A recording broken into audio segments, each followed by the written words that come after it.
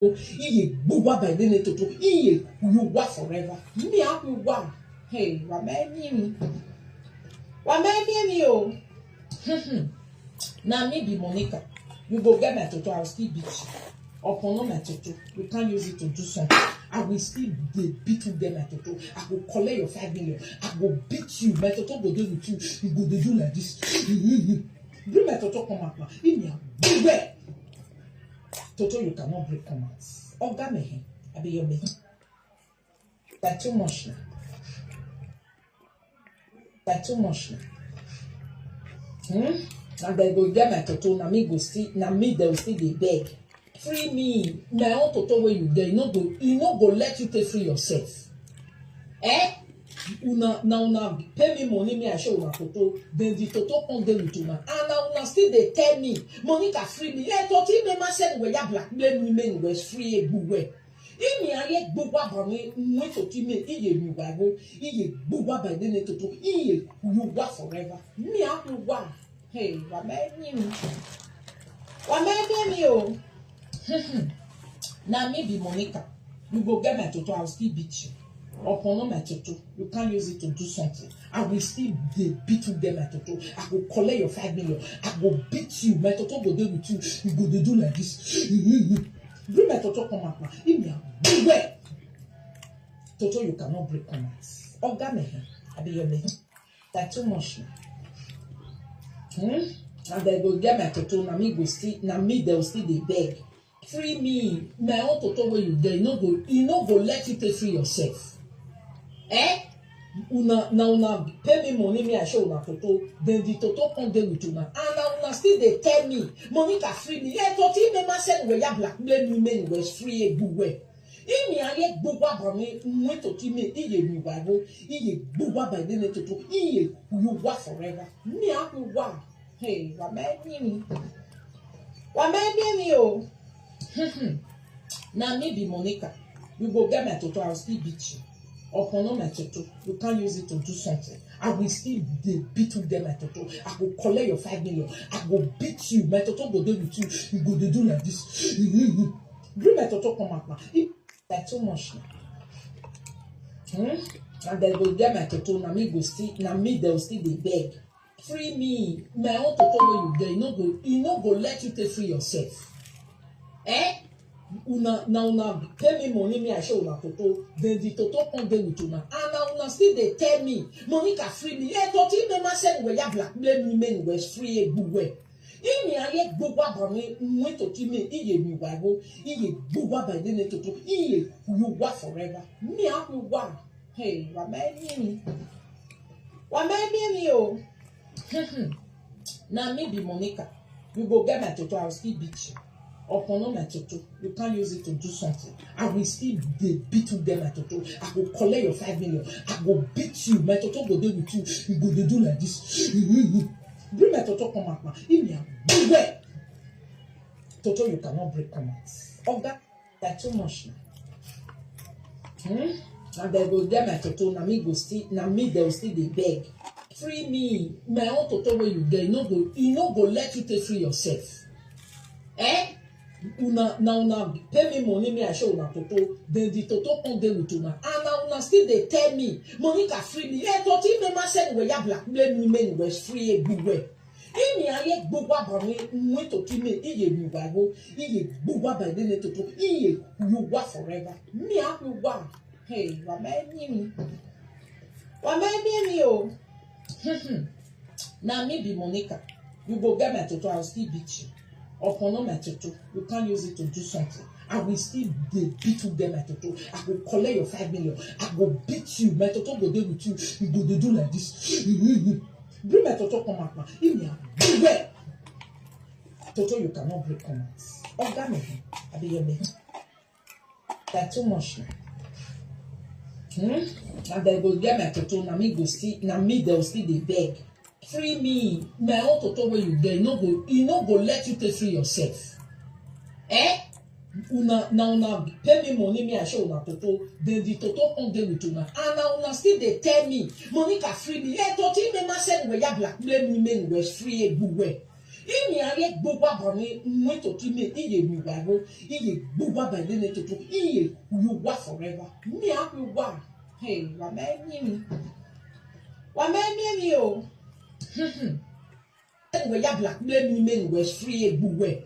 Imi aye gbogbo abami nwe to ti me iye mi wago iye gbogbo abami ne to iye you wa forever. Me happy wa. Hey, wa me mi. Wa me mi o. Now maybe Monica, you go get my toto, I'll still beat you. Upon my toto, you can't use it to do something. I will still beat you there, my toto. I will collect your 5 million. I will beat you. My toto go there with you. You go they do like this. Bring my toto come out now. In me, beware. Toto, you cannot break commands. Oga me, I be your me. That's too much. And they go get my toto, na me go see, na me they will see the beg. Free me, my own toto where you get, you no go let you take free yourself. Eh? Una pay me money, me I show una toto, then the toto come there with una. And now una still they tell me, Monica free me. Eh, toto me ma said where ya blackmail women was free a good way. Imi aye gbogbo abami nwe to ti me iye mi wago iye gbogbo abami ne toto iye you wa forever. Me happy wa. Hey, wa me mi. Wa me mi o. Now maybe Monica, you go get my toto, I'll still beat you.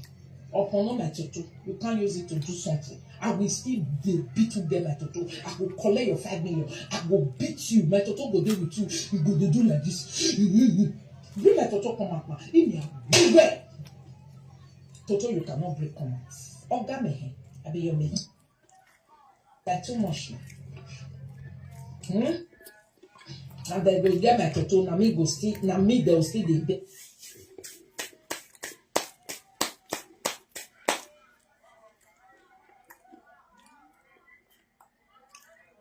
Share the video for me. Share the video for me, Edo people. You people should share this video for me. Monica Atuari ambush Ajala. Eddie will hear a car. Not be say you want to confess. Yesterday I be to deny do this video. Not be say I say we can't confess. Not be say I say we take on confess. We had a car. Now but me cannot believe for money where on my matter no. Only gualo. Eddie we had a car now. Or who be no or who we bow we or quality win our way. You we win my kind man.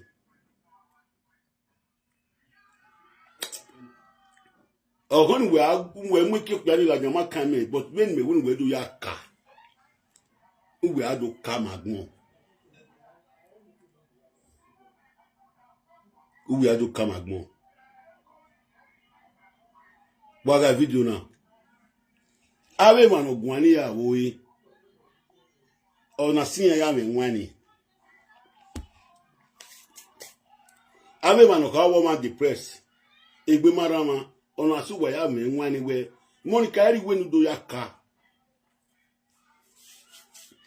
Wa ka magmo. Uwa ya agbe na gbelegbo wa. Gbegi mi o ma gbe bege ni. Gbegi mi o ma gbe bege ni wa ya ka gbelegbo wa ya oyinwa ule ni. No you we kuyan. No you we kuyan wa which wa kuyan forever. But my way without that bene. Iwe mi awu ne. We no can say kuyan forever mi abege you. If you do was egbe. Ndo honey. Or say money when it is stupid. The money give with video. But you can't make it count, eh? We can. And we don't have me add money where matter, but when again I'm lagging, we don't come at money where matter no way where good man.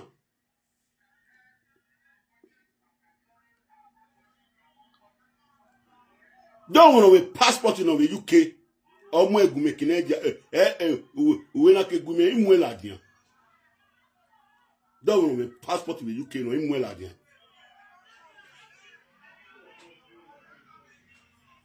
So where it's also at me we know. But everywhere ya ka dey ni pe na gbon down yo na gbon. Ave man with video carry that dey no ro we gbere ro we yin ro we ro we egbe han.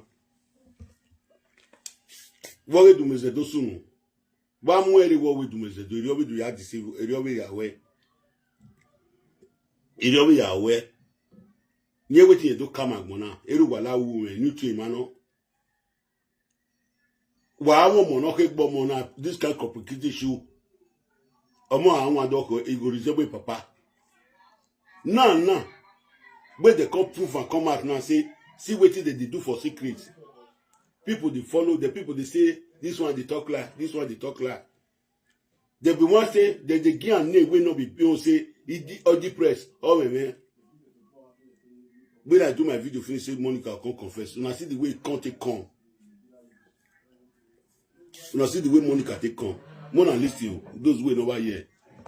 Mona listen. Mona share the video. Mona press our share your picture. Yeah. Me, my own total way you gain. That's too much. Mona press our shop. We don't fit get 70 people. Our tower tap not this two. No rest. Mona they go. Wariowa.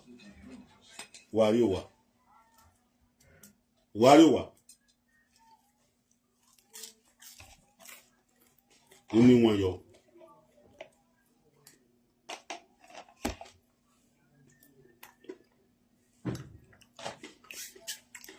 Only one yo.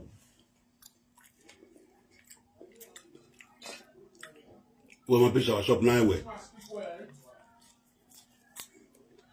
Say for the arrest. You can't pay you while making a picture shop. You can't pay you while making a picture shop. You can't pay you while making a picture shop. And they go get my toto, na me go still, na me they'll still dey beg. Free me, my own toto where you get, you no go let you take free yourself. Una pay me money, me I show una toto, then the toto come dey with una, and now una still dey tell me money. Woman waiting for husband house. Now they tell una so they pay her money, make they show they pay costs.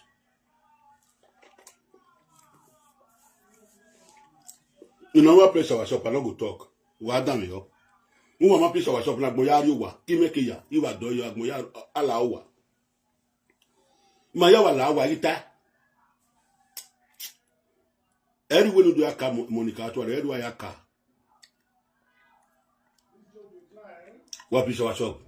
Ni akpe you were also one piece our shop. You Mayari wa.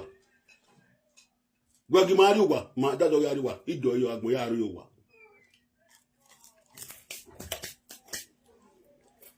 Since you are what you like your thing. Why pitch our shop? You got a name door.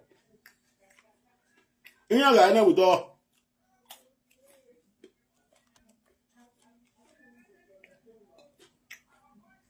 What about it, why we go with chair? Why we place our shop? Why we like your thing? Why we try not go further? A blogger got move 10,000 a blogger with door. You got it. A pamalaki we egbe you get him a telephone one we 2 times back we be a wo we you get we go you what place our shop we got video now we guy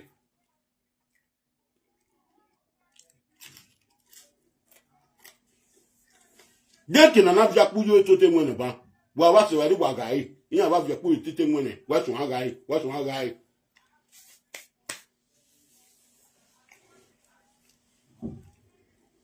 what pitch our shop?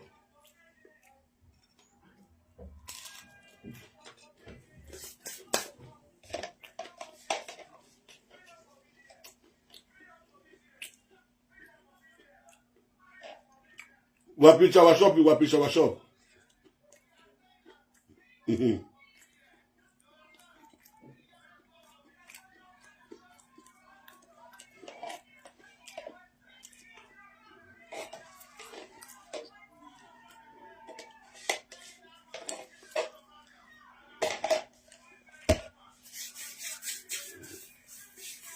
Wapi tawa shop. Tawa tap. I'm a woman. It's about the power. Uju ami. Agidi go when we are new you to. Agidi go when we are new you to so about agwala wegbere. Owo no wodo. Married woman. Shower shop work up shower shop no buy 10K case one. He take the video na for. Shower shop 10K. Uwa mapion jagbon yari wa kimekeya ni ikuye mari wa. Now, epalaki wegbe. Ware utota eba. O share video. But on work power, you want me only want to look at. You don't want me other person enjoy as you enjoy. You don't want me other person. As you say you like me, you like what I talk. You don't want me other person enjoy. Share. Get go vera. Get second vera ye. Call a kindly share the video. Wapia like your team. In a like your team. Shower shop in a pin. In a shower shop, in a like your team. A team, in a praise their team. In a praise a team again.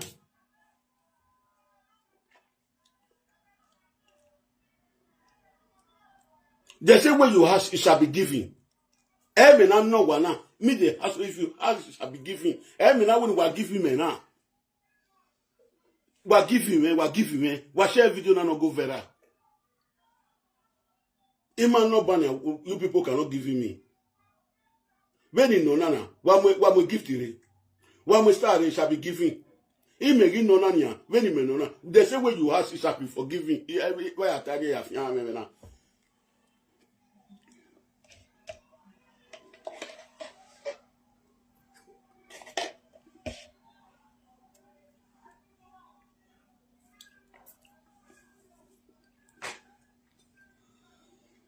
I go off on it. Until we have the good worry. I sleep well.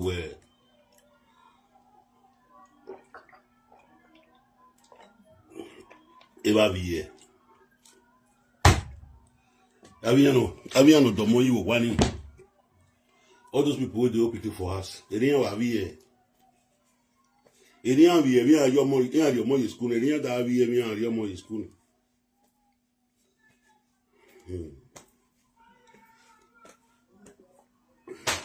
Modo. You got it for you got it, and you can't want for me.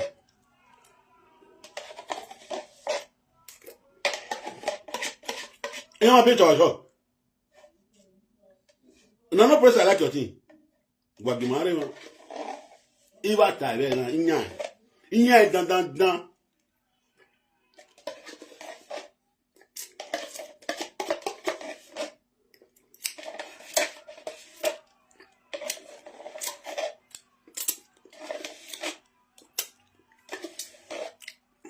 What my yard man?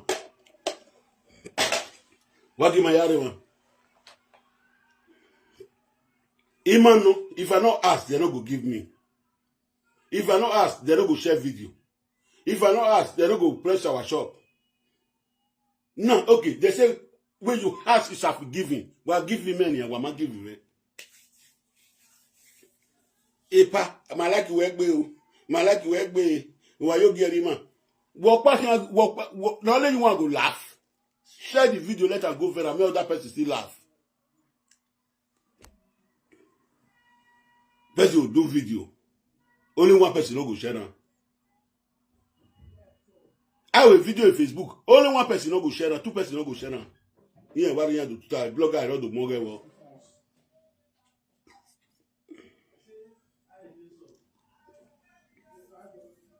A blogger, I don't do more mukba. A tito, our video. I had a video say tito. I give me. Even not getting with tito now. Not getting with tito. All is our shopping wamuni mana. A gift in wamuni mana. Erun wamuji manuna. Make una put cap for my head before I go talk now. If una put cap, I go just talk now. Ni balance mo me wa mweru yo.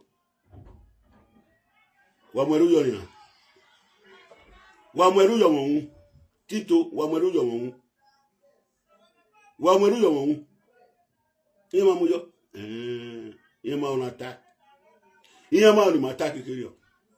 Una no wa do talk kan. Are ma. Bagi ma ya are ma.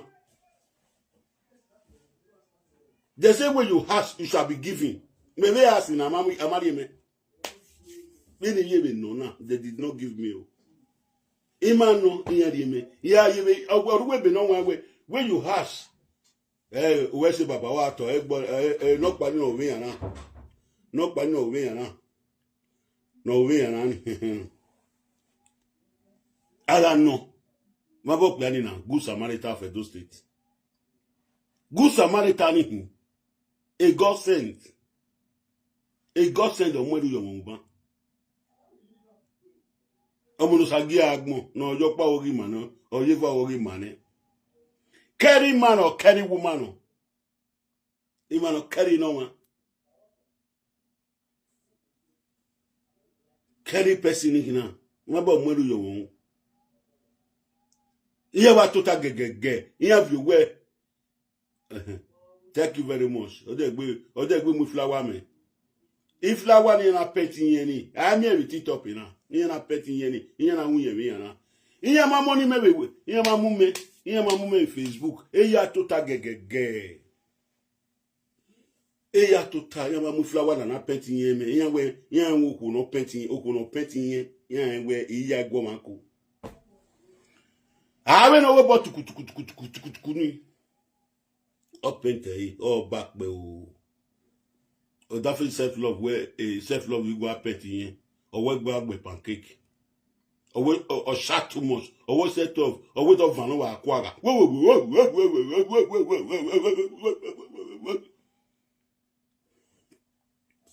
Oh, that one better.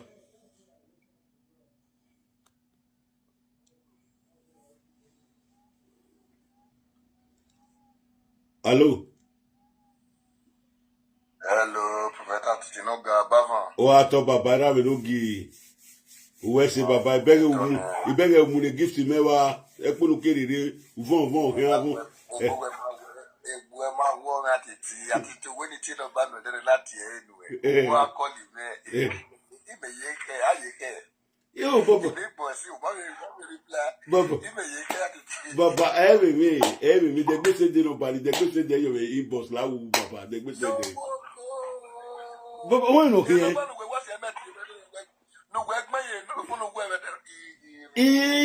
Maybe even no take me iye ni an. We wa dey gbe ti enu me ba na wa gbe newspaper. Igbe newspaper no re wan. We wa dey gbe ya wa finish no wa dey ye inbox igbe newspaper no re wan. E dari me mo dari la jan igbe na no ba yi. I don't know what you want to do. La wo papa ya boy give me go la give me go. Me. Emi bugbo. E ma bugbe with the world. You make a platform where e ma egbe jita one day. O be ga no be egbe jita re be ya pe jita. Mi kana do po. E flash but me flash we later o. Ya check e flash we. Ma flash me o. Okay, ya ti we ya de gbe okay we gbe argument no oyere boss we gbe argument baba mo when different message on like it up o gba oro tutu gba de gbe oro dugun then me kila dey we are finish ana na go na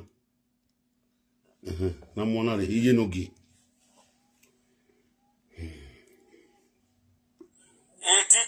Eti domo wabukia ona kuwe kwa abamweru nu eni ona neru me kana wesi baba wa to baba wesi baba omwenu maso omwenu me guya gwa na me na we pon gwenu na we do kama me na we maso omweru me na we pon we na baba imebe gift we mamieru munu imeru wa we who get here no get it cap so ina the flower no wesi baba even ni maso e ba but even when you are a good person, Katama Vedena will continue, but I mean, I value one, where's you bow. si babo Oh, mema women here. Here dole wuki here wuya wahia. But the main important thing where what me we pane maso ka bana we you might like platform with then you look digital we you na do bo. Atu me wa gbona ohun na na mi no you bita ohun na only me to me am e ban ke gba. When every reason only way like maybe tie with respecting any saying or buy a thing. Come who have the Rovinuya Amida way, no red over, Avia Mushu, no reading about even Avia, even Mary here. So, you know. What's it, Baba? Why was it? Cario, Yakuri, okay, what's it, Baba? Okay.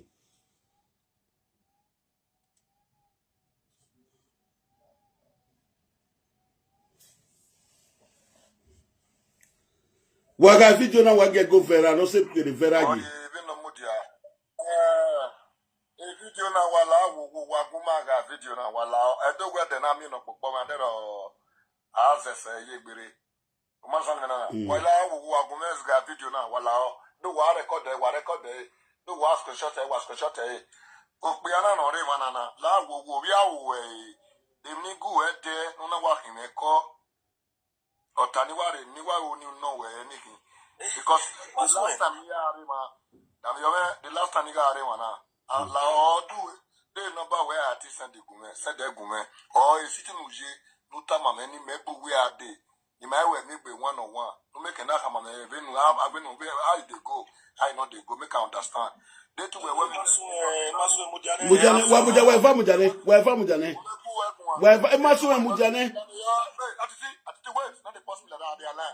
wait they too were way uta if you are going to because benu yawo ima like o say na de gbe yun dukun wa va mujane mujane e platform na hin what it exam ni ta no bad it mujane ugumegun e maso e mana worry ban o maternity bad against you. Oma the eternity are bad against you. Either making a program really do una making a talowo. You finish in we may not be at you. Me no pala send the number in boss me. Send the inbox will allow. So in Mariba ya we no more adiko. Aka tawiko. Wapi shower shop? Wapi shower shopping? It was drop here, man. It was drop here. He has no program. Only my way to he disrespecting her. Ogo me ahu. Dege na ya aju na sete aju, but he program me ready to give magmo. Program na aju ne mama can understand the money where he come here and pay shower shop. If we do shower shop, man, gba wunu nika. It must know that I'm gift me back. We don't have a gift me. Ogo me ya vacuum. So, the we tolerate. As the we tolerate. If we cannot get to car offend well, but if no you to taba banana, we get to remember we are sending I give me or matter me down against you at all. So because of that, you know what as money. What down yo. Free me. Yeah, to me ma say we ya blackmail women we free. Like too much. And they go get my toto na me go still na me they will still dey beg. Free me. My own toto. Now they go get your quickos. Now they'll see they beg you. Who they beg you now they beg you. Who they beg you. 6 million. If you see that person when he get passports. This nonsense will not try now for not trying. So because of that one, since you don't the not be so I say me take confess Monica Atuari Ambusa Jala. Everywhere ya come agmo. Oh, Buba wa ya muweni ladian Buwe. We are morgan no be ladian. No be mo we ladian. E member si no be de bay. No ga we be why you Buba kun ladian. a bet one. And I go and beg you know, ya say. Okpa opo can beg eh. Yewo o money. Eto ge mame. Yewo eto ge mame.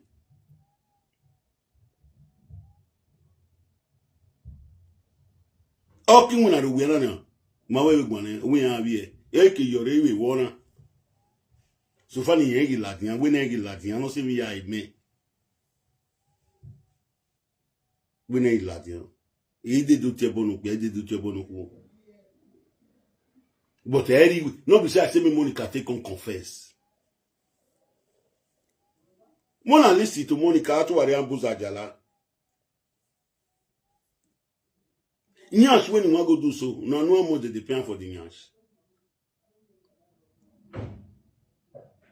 E oni sani Monica una. Igo ni sana. Aya brabi Monica. Because meme Monica wa wife in Guamai. No je school ya le lo memo mobo. A professional worker ya le lo memo mobo. Wo meme aji e. Well, imoni azo ebo no de Facebook. Wo meme aji e. Uwe we wan ya no wa je school me wan. E wan ya no ro pin wuna. Uwa we ya me wan. Bi aguta bien man, successful woman, oro toto yi. Ogba se ti school, emenwa, okunoro yiki, obake o. Monica ba wai, o meme zebu yan, o meme selu.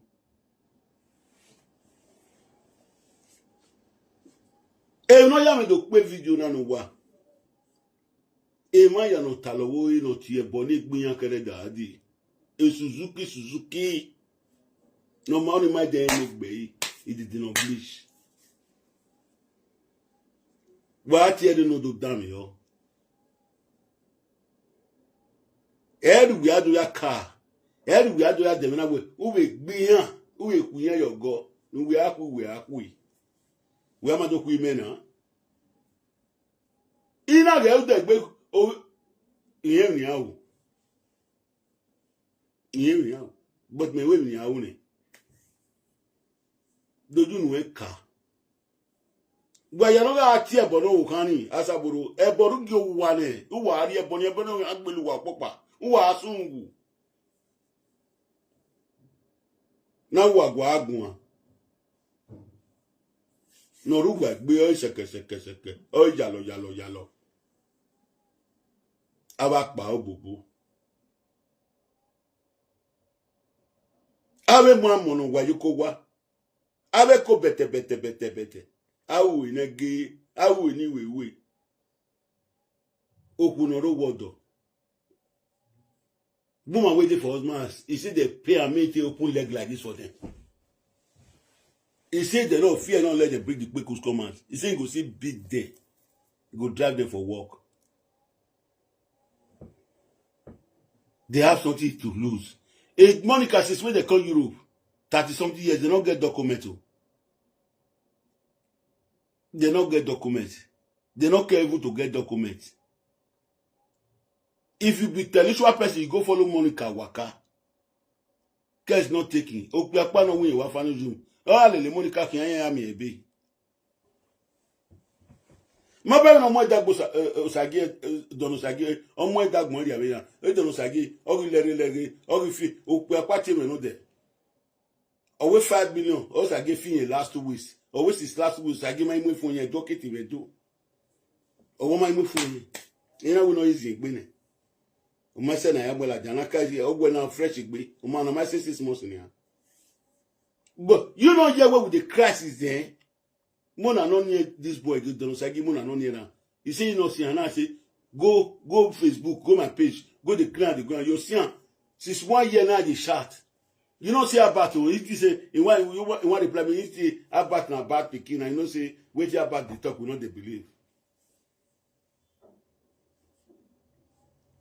Over 5 million 2 weeks ago. Owo say giving am gonna where am I? You say give me phone here. Nwati Mercado. A Mercado supermarket at a Mercado where woman any Mercado supermarket at the Spanish. Omana gege amwe Mercado negbe. Wa go ga video na no go further no so boku no so boku. O ma gba 10,000 shower shop ni. Ima ya kan arima. Ima ya wa to time ma arima. Itani. O ma gba 10,000 shower shop ni. Wa pion, ni wa ga video na me. Gba gi ma arima. They say when you ask, you shall be given. Imagine no we do na wa mo shower shop 10,000 me. When you know, na mi dama we no. Ima no ba owo ma no. Over the live video, eta mi ani ata WhatsApp, eta mi ani api shower shop. Me no nenia. Wa ma like your team, eh. Aru enne, wait 37 people now. When are you buy a shower shop in Baba na shower shop buy 10,000.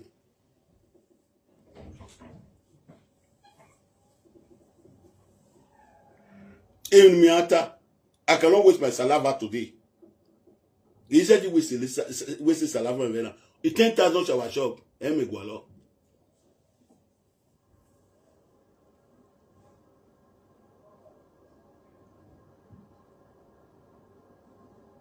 Ni ademi supermarket. Ya ke supermarket re 10,000 agbakere.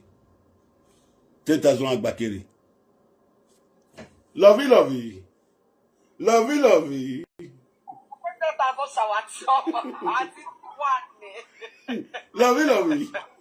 How are you?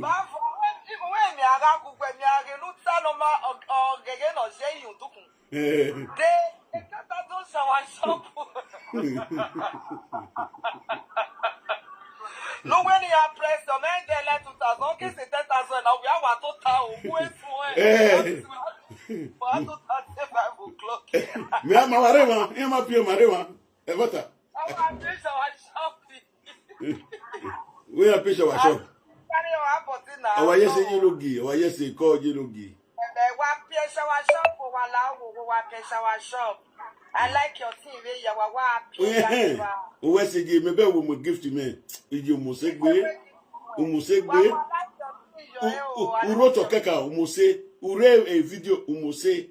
Waru webedi uwe mose. Hey, first come out for the job and say, who be that girl? You tell them why woman no me. We now the same place we dey now. You know me, we know each other. Where your brother, your everything as it is. As then I want to shower shopping, yo, get back 5K, man. Okay.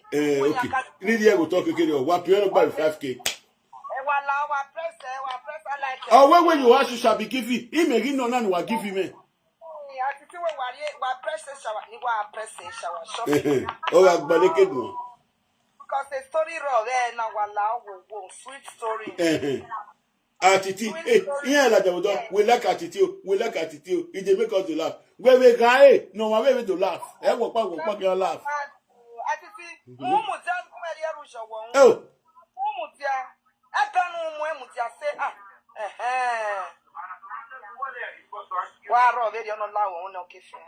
correct. Where's you? Uvega inia. Ubeya mweruyo wunia. Shower shop. Hey, Mama Betty, but you are not saying the truth. So Mama Betty agreed to Suzanne. Don't know where time Atiti. Mama, that is it. What time you met it? You are making an answer. Where were you at it? Amara, it's my wallet. May I sit now? That Denania, or my mother, Atiti not say the truth. Atiti not say the truth. No one at the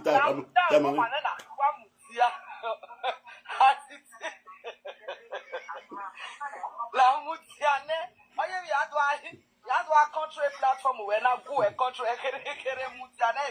a mama then I call. Imasiaga, we don't come make it matter truth to you. Mama, lati ti wonu tami ekini mana tell. When on you do not tell me matter truth. Mama Betty do ayo do wonu do tama atiti ri oma. O be answer we ekini na be run go be. No mana tell ma ta we. It's a atiti ye be ri. When Princess shower shop, oh yes, it's not saying the truth about it. Okay. I see the one who were paying a mama would say what our log. I'll get Monica when you want some away. If you don't only the rule say now you do. Monica, I'll say, okay, Where we make a way, she will make up one, eh?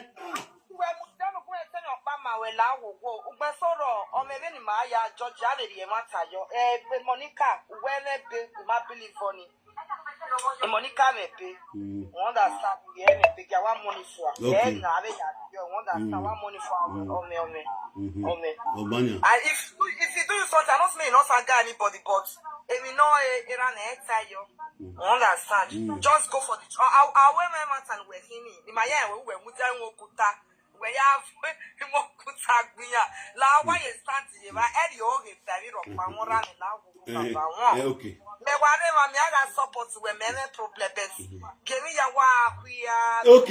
Okay. Sister, remember when I at it is not saying. Oh, we cancel no. Oh, we cancel. Continue with the topic, you know. Oh, buy 5,000. Oh, buy 5,000 there. Okay, oh, my, he come here, my buy that one. 4,000. Oh, my boy, 10,000 shower shop in your wa. Shower shopping. Well, get back by 5,000 or by 5,000 or so. I can't have more. Well, I must say 5,000. It be record. You know when I go, my buy 10,000. You know when I go. Because some of them are where she love. And the social media don't feel where we if nothing, I say Madrid, yeah. In fact, well, I say Madrid, well, I say Madrid, when you're the Yakba, even when we come. Social media, social media, Mama Betty, you do because if I better comment, so you want Muzanati, why me Yanatita, you do one. Mama, I cannot see Mama time, Mama, you do. And laughing now, oh, Mama, not telling the no, they correct for Mama. You do no good, what to tell me, I'm not bad in Atiti. When I went to what I don't know, you two, we know we may yara. Atiti, I don't know what it's to win. Because I just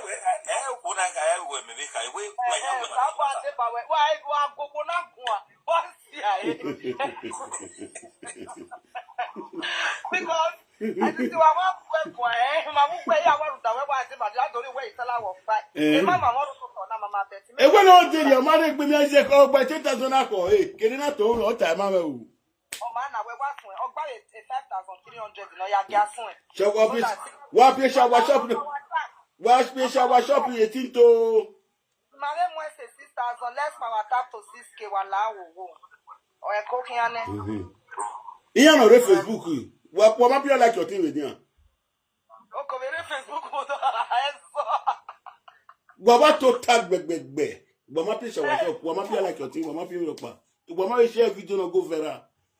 Atiti, Epa, Utema Tagbeo, Amy as one told you, none of them when you can. You ask one told you, everyone can have it. You know, told you, oh, yeah, Fefe, Ewa, who are very young. Minotamata was the one, but here we can not matter. I mean, war. My year, Muejo, Mel, oh, young, Madame, me want to go a carutu when I get to the corner toge.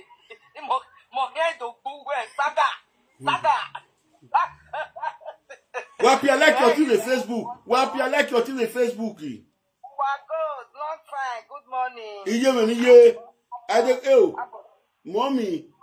Uwa, merene, uwa, man. While our princess shower shop, okay, 6,300. That is your hand. 10,000, my boy, 10,000 shower shop. I will not do anything. I will not talk. It's your swear. Imagine we may show on Nepal, Lago, and then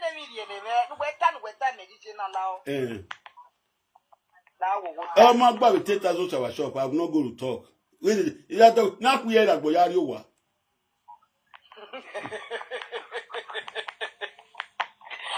Wago to say. Ije nije, ni boku nije. Even as a mocker, okay. Me video work by TikTok. Video work by TikTok. Ye wago to see one. Oriome o, de gade, Oriome o, de gade. Wago doggy man no. Ela we in one nije me na wala wa. Wagwe pi shawa shop yo ma gba 10,000 tane yan dan I pack load me ila owa. Wago doko no mose, wago dogele mose. Atiti. Wa ami kunu wa se atiti. Iya ga re. Iya pi shawa shop yo wa total agie.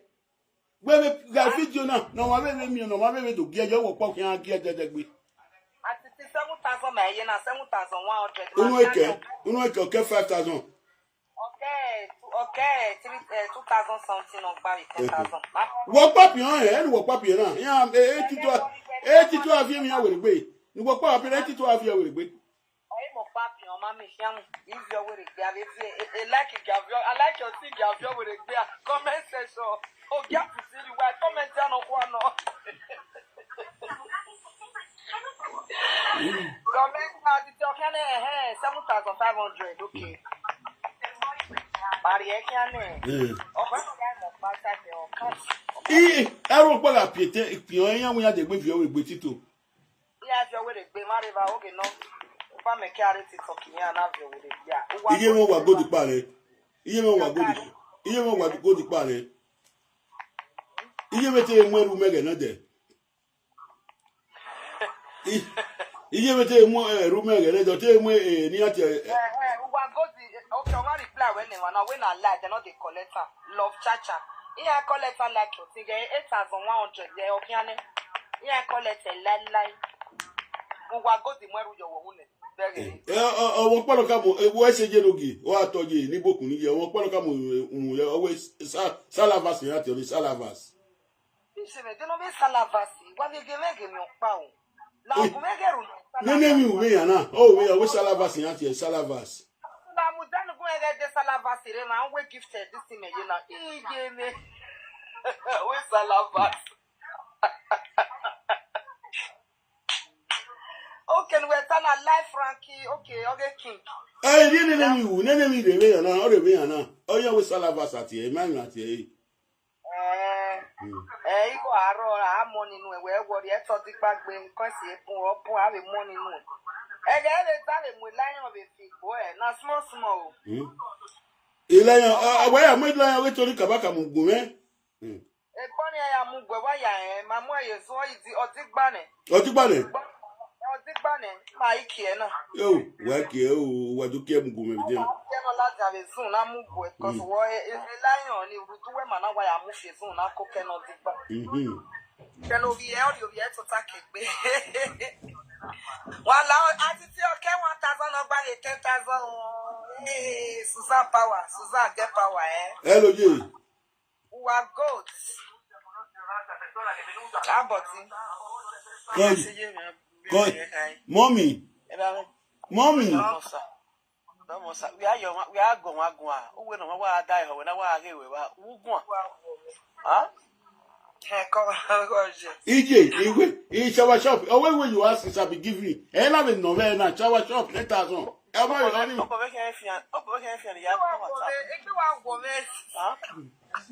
Let's see. My shower shop. Where we see Ginugi. Okay, Banan. Okay. The woman of you.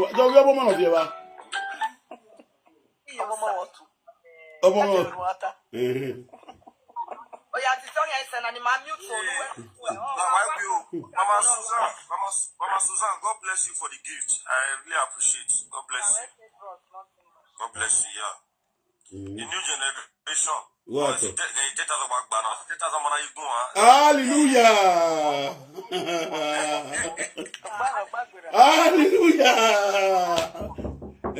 Open.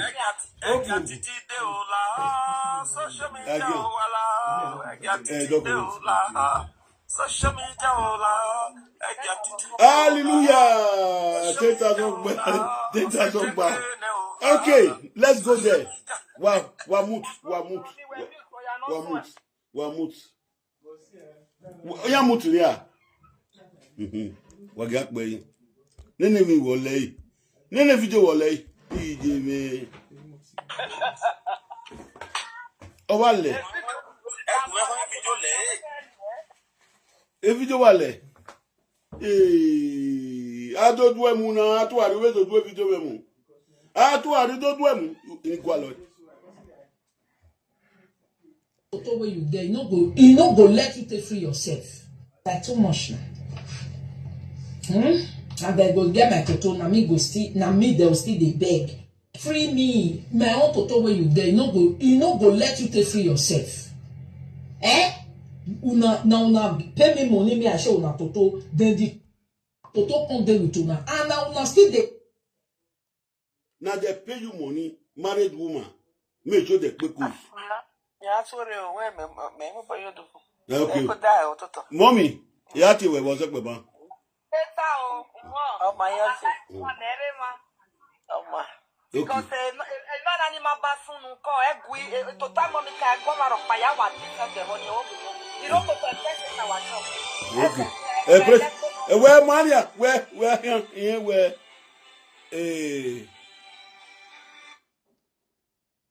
Hello.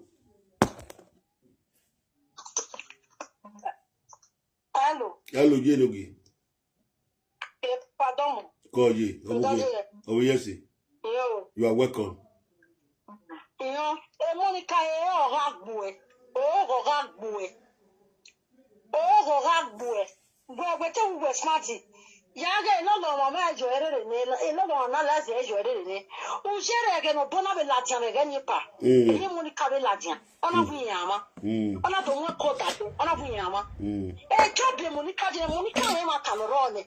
Already a day near Tiaji, not Saboro confess in your way. Who the police, who understand, a UK, a law country. All the Monica Nanetino to ya eat Pavi Robishina. Only you're going to collect a Monica job near Ampus of Bawe. Ampus don't tell you Cocu, or don't tell you Cocuba, but here they are saying Cocuba. Oh, we are not looking you, but don't know you. What Anna? Only class a team of why I have no other team away. Monica Rema Basu, oh, Chapo Monica, if we are going to go. Now we are again, see, oh, what we are going to walk back to it. Okay, you now, why not a tab when you are taking a keroba, you want to know what. But honey, oh, they don't know what the morning you look at what why. Even Medutania, met me in Medutania. Eddie Monica, Eddie me with the Monica do your car. Epa, oh, what me yaki. I said, you want like a video, what the power in no case from me. A cold bedroom, Monica Yakana. It is a cowboy. He has not Dorigoni and you be up by. Man, Nina Sabro and he had down what was in it. After the time, play video is a Latina. A money are best way, a money are me goes away. He is a video is a threatening man in a do a man or so. And none can assume.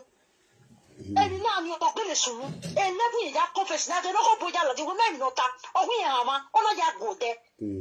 Oh, yeah, cover up. I didn't Monica cover up. Cover the bell, we are at here, but I am not going to hurry. Think now. I want to say, you teach your brain at this level. Monica cannot can it, or can it. And not tackling on a tunnel. It can't come straight. As it is straight ahead.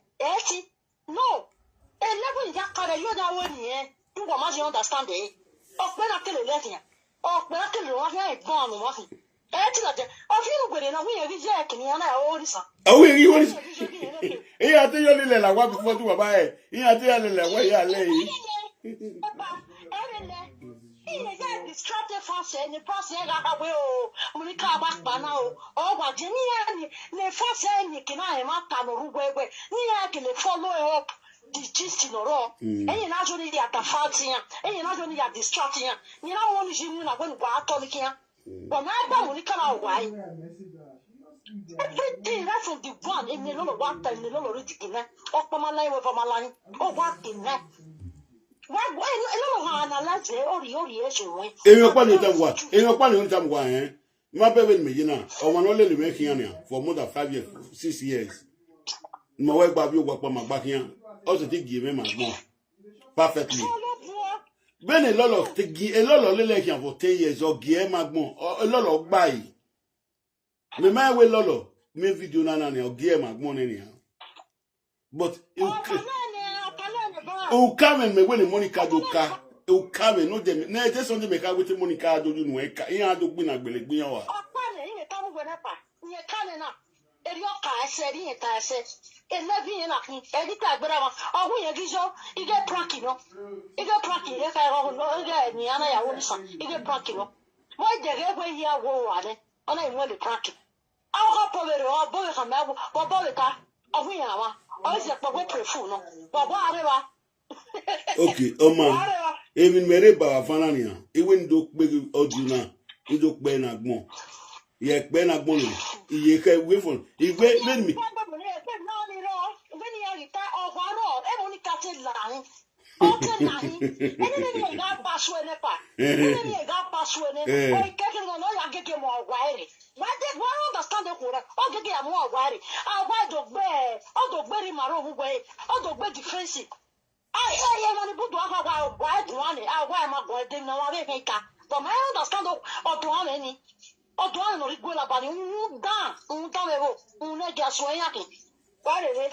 Anybody not believing Monica is believing him at his own risk. And anybody not with business, no anything. A man, that man cannot talk for life.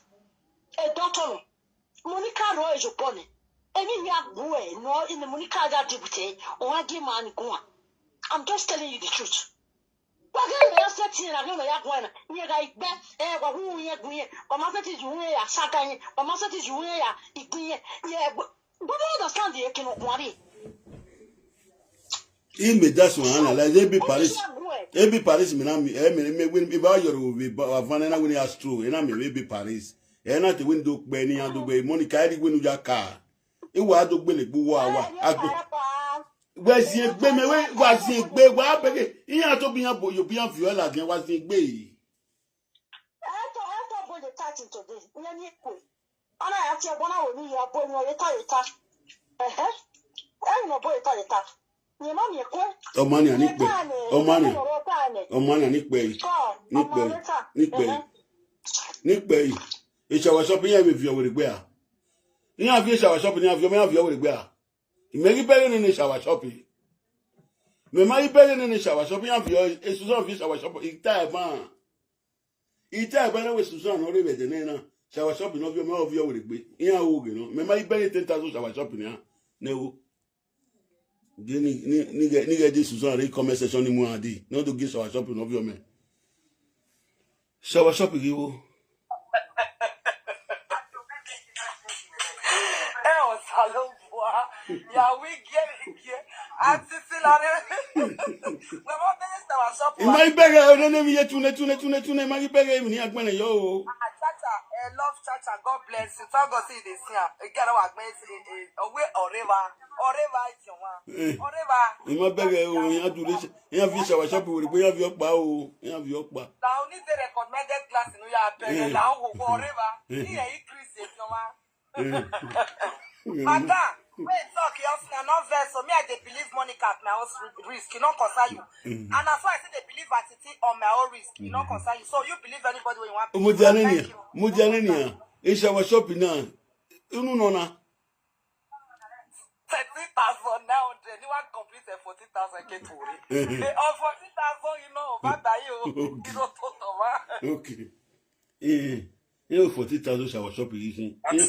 Sir. We call it shower shop. Where you buy the shower shop over, and I will do me shower shop over. Do you well over? Ah, what? I really will over. Where are you? Shower shop over to cool. I worry. Okay. Nick Benny and analyze in what I want to play and analyze. Okay, very good. Analyze it, and I told you now. I told you, I so with the put on. So any ebo need to say which our shop now because ebo ya go why give me. Tell me, Monica free me. Hey, don't you remember said we ya blackmail women was free everywhere. Imi ari gbogbo ba we to ti me iye mi wa go iye gbogbo ba de to iye you wa forever. Me happy wa. Hey, wa me mi. Wa me mi o. Now maybe Monica, you go get my toto, I will still beat you. Upon my toto, you can't use it to do something. I will still. Oh, when I be a to Ario Monica, GBC leader, Iyotiku, Iyeki. Or when you go get my quikus, ni bue, ni we, or waiting and we daughter forever, we is all boweku. Oh, what I hate Agijano Mono forever, why will I forever? Why am I forever? Oh, why will lock you forever? You make you go nowhere. We're not we are no daughter, we're not going to daughter. Waiting here forever. Oh, we na ya tu no more way. I will tell you, do 80 go agbe woman. And we can get that moment when I say, okay, surplus. Then it's like, waiting here forever. Oh, we no good daughter. Oh, we are good daughter by ye, making on ye, forever. Now maybe Monica, you go get my toto, I will still beat you. Upon my toto, you can't use it to do something. I will still beat you get my toto. I will collect your 5 million. I will beat you. My toto go there with you. You go they do like this. Bring my toto come out now. In me beware. Toto, you cannot break commands. Oga me, I be your mate. Oma. Because see. If you do most, if you do not go away. If you want to pay my wire, banana. If you don't pay my wire, banana. Wa beri Monica to arrange wa ya oka jala ambush o Monikia. No Moniki we piedo o Munia o kunya yeke o kunya forever. Awe be pa ka mu me wan o kinu iwe ko Bwana yejo wa ni piala na yejo ero kan ku wa forever. E Monica ma se ti ku mi e do no re tu we te do lo be criminal. Ibu te fu wa na bu te le we re o ya yinu. O we na pia me for 4 years o we gbe we no kina. Oh, yeah, me for 4 years. Wano gwale artificial to gwale me gege. Wa ye wa. Wano no ekwi. E boost la we denena. Ogbe boost la ekia. E boost la ri me kia e che no ya we che.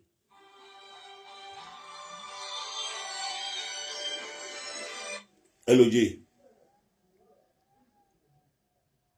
Koji. Ni mo explicar.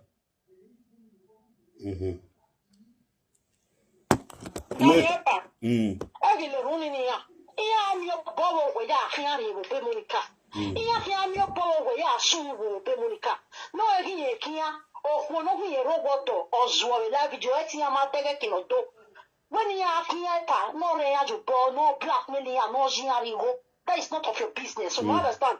Why did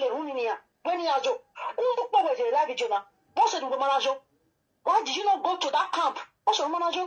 Because you don't get anywhere. You don't get anywhere. One son. You understand?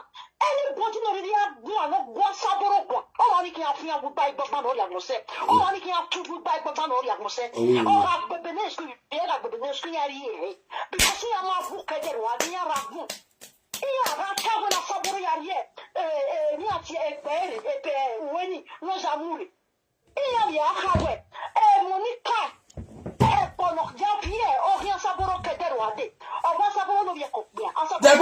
Degbetie, no ni obi wa wala dia. Iri obi wa wala dia degbetie, degbe mo ebo gbe.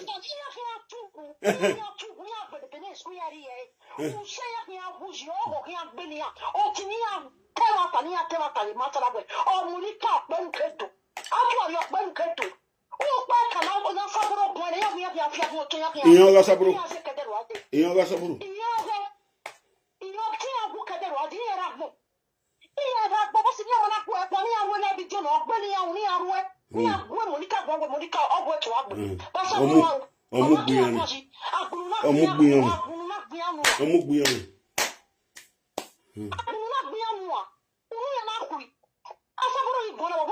no do in the private party. A private party can you watch any. A private party. Hey, is already a Facebook and a Facebook river. Who are Pekus?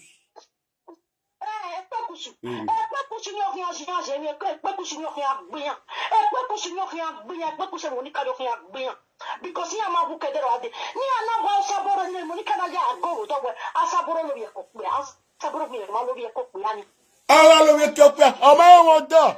All of your cook, my own dog. We are well, we are doing. No one get me since how many years. But what go on? Anybody that believe Monica, believe him on your own risk. Boy, and I know the idea.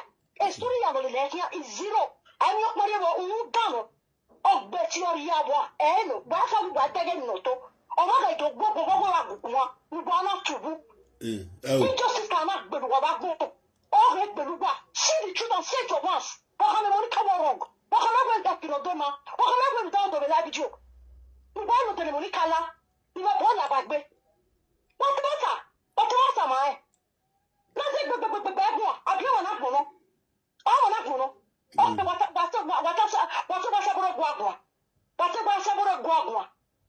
why not does it get all day? Okay, good. There was laboratory. Oh, what good? There, a laboratory. Me believe it. Why I'll be one because I'm going to provoke me. Hey, provoking. Hey, provoking. What's it? Ye, was it? Me marity a body, me maritalo. Iwe mi ya own. Awo ya la so we la bi de gbe awo wa ya fefe. Hey, Ioni, Ogan, you wear Asapurtani, you know, the way my boy is free.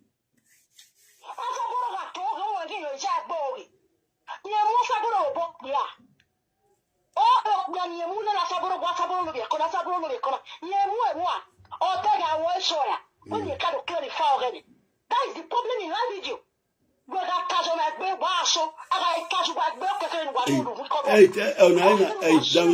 hey, Tawata, you agree, one, and what I hit to him already.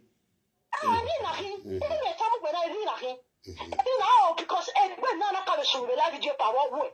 You understand? Every nana can assume. I'm not telling you what I tell you. Where he gone about what with one. I don't want to wet. No cat, I'm not going to have you one here? A mamma, the same thing, no, now. I work in the army and I'm not one way. The mother said, I'm going to sweat from the stuff. Again, I'll cover you. What's the part? Okay. Okay.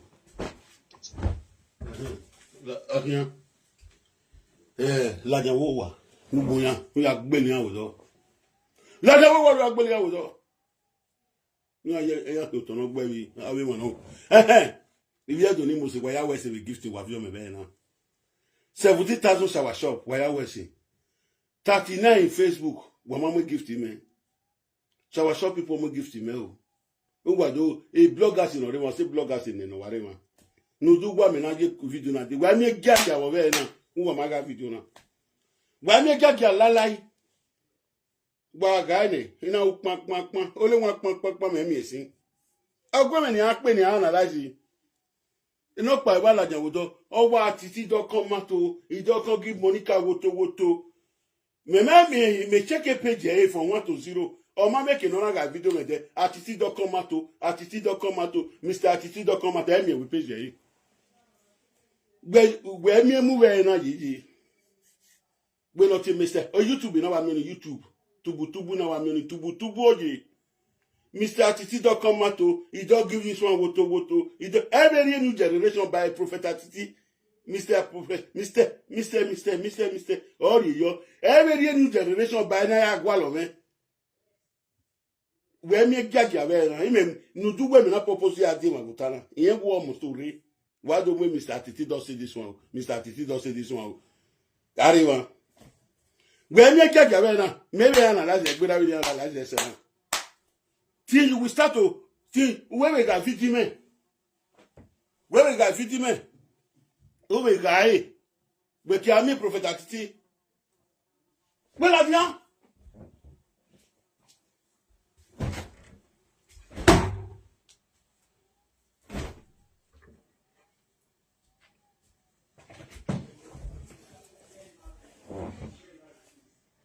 Iwe ari wiwa wala jabana. Oba ko evian ade. Iwe mi awu no be fi egbe were gbe.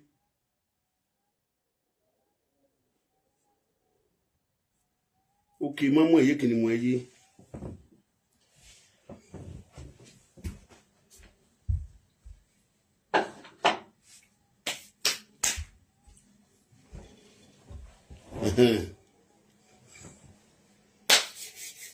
Nakuna analyze yan say 45 na analyze yan o wari ni yan say ni na mapa ori ni yan me mata no zeje ma ni yan me mata no yan pa ni yan ti no kwa na sin wa ki ma yare ma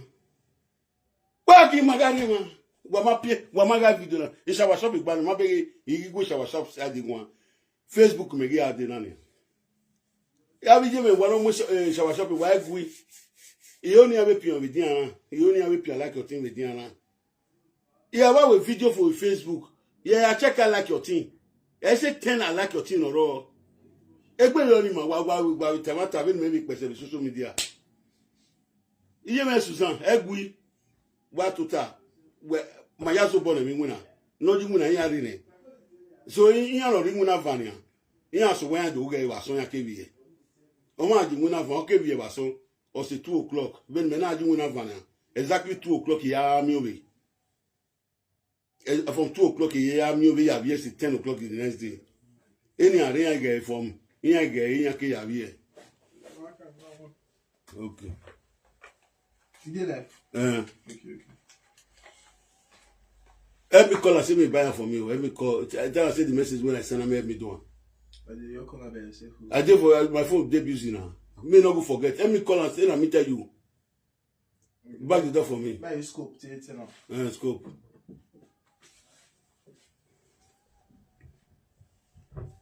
You want piece of shop with okay.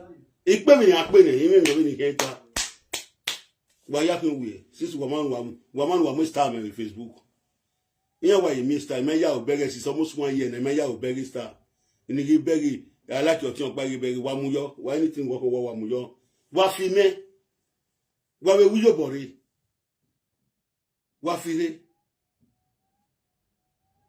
Monica. Atuari. Atuari. Omonekia. Omunekia yakia. Omuno. Owe busla yengu na wina gwana. E cheni. We busla use that meze.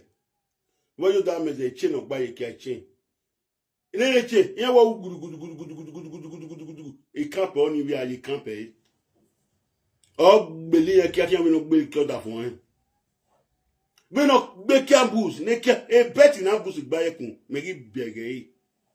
Or we video, a bet in a boost by a coon.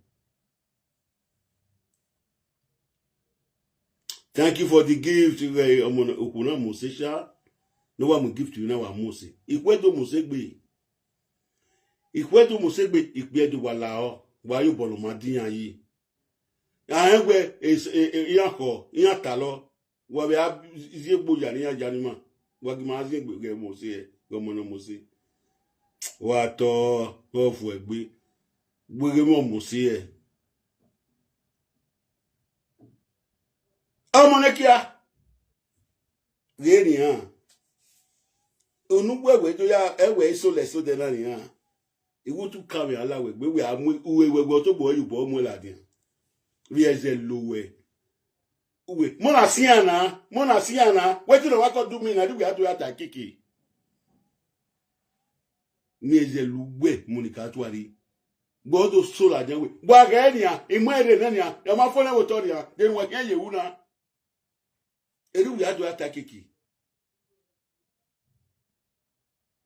enegi ohun kere oba ya land wo we na ga fi ewe de gbezigbe ime gi opapa le baba na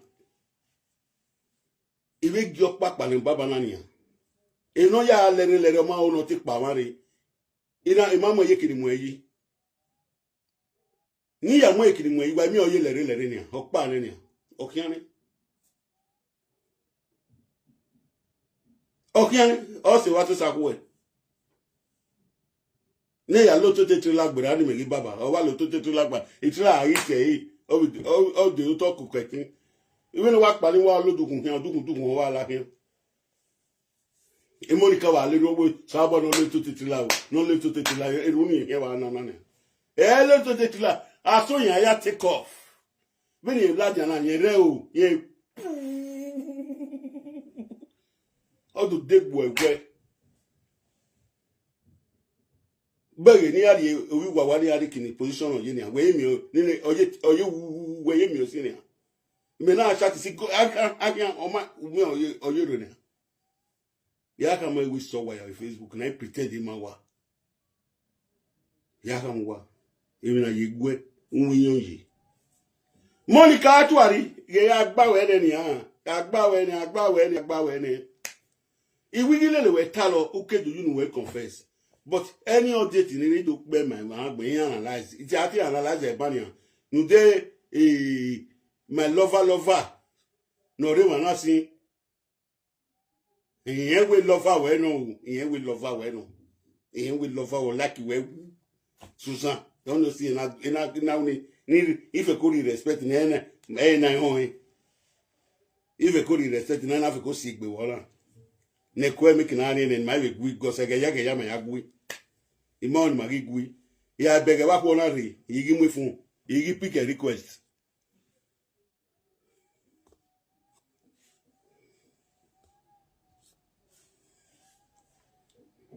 Ona nu wa una izeni wa ni mwe coração panu ma be una na la wa poso atiti la wo la iye o ma gbene wo ya fo won la sta la wo I don't know wetin I want talk me ari ko ni mu ya ni le pa wo ave ko ya le ti le pe amuya Susan ya gba mi wa na ero egbe let them they start to the judge the woman now let them we do we agubegwa se we ko ni a we gumegun Avi ko ni Susan me oni me no I don't know when you now. Si you no more pa ni saga me no saga Monica beg too much me leave am beg. O ya no more pa bodo so ni o ma. Okay now. When I saga e o say Dami ho. When we do mama what dami ho me. Wa wash out titi right from time. O we akama we obie no wa. Awe what ya titi CNN Ewo DNA odi o me no. CNN Owo no ya we CNN. Atiti gi gwa so people. Atiti na eru gwa lale Madrid. They said ya pa ma atiti don't go. I know many things. May I come down here later. Let's see. Susan, what you say want give me? Susan, what you want give me now? Give you I don't give you now. I don't give you. You don't see what I give you. I don't see I'm put bring up my son. Okay, Susan, why? Okay, let me be your supporter. The moon, the moon, 100 coin moon. Bro, so my bag gift in the moon now. Hey, that guy, one atiti, one magic school. Well, 30 p.m. no way. If my bag away, I'm going to put my guy. Or more than be with heart. They be with heart. Where my bag where's a palm? Comment section. Or now we atiti, mammy a bar. Where I must make gift to you. We must make gift to you. Where did I get? Facebook or where you say, now go, bro, say, Joromi, why moderator at it here. Oh, no, I want you to be one of it. Comment section where you not see Bonige, a professor, apostle, Willie, go on better. Oh, Mudia, mommy, Mudia. Hey, bros, no cost my mommy when I beg. All Mudia, no cost my mommy there.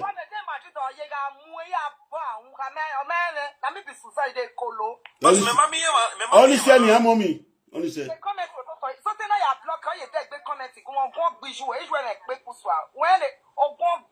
Oh, man, we block earlier. Mommy, Susan.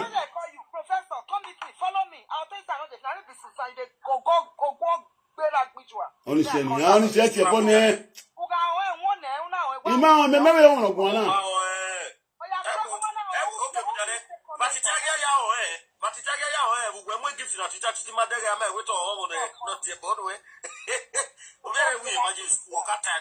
So now every No, not be a beg, my brother. I'm going to go on or recommend. Susan, we are blocked. We are blocked. We are blocked. Get my way. We are blocked. Oh, go and better you. As you see, you know me well now. Eh, so ni me here. Eh, so ni me here. Oh, go and better up with you. Eh, láti ti we ku mo na ra we ye ku ne. Professor Willie went on. Have you already accounted? Eh me o. Ni ma ko e. Where Professor Willie, better with you by. Oh, go and take your listen. Damn Susan. Eh, tie boy, la wait tie boy. I stop on no. Well, no do we me na respect we na. Master me. Yeah, Emani, damn yo. Emani put. your baby twins. I say you know me rich house where me no know money. Or is set. Me anywhere kubuto ne. Atama me. Ye we kubuto.